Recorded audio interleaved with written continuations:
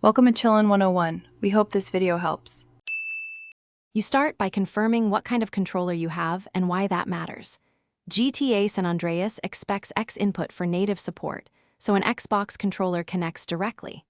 Once done, plug the controller into a USB port or pair via Bluetooth, install any OEM drivers, and make sure Windows lists the device.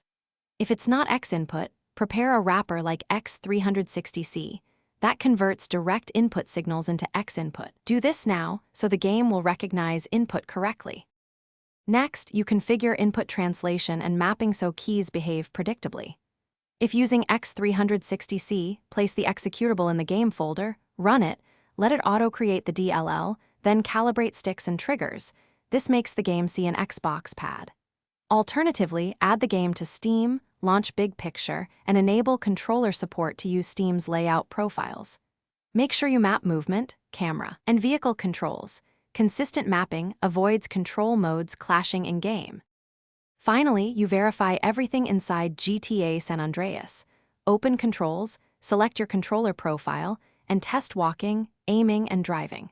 If bindings are off, return to X360C or Steam and adjust mappings. Run X360C as administrator to ensure the game loads the DLL. One key troubleshooting tip: if movement axes are reversed or triggers act like buttons, recalibrate in the wrapper and check for duplicate input sources. Disable other gamepad drivers to avoid conflicts, and then retest. Thanks for watching. Consider subscribing if we helped you.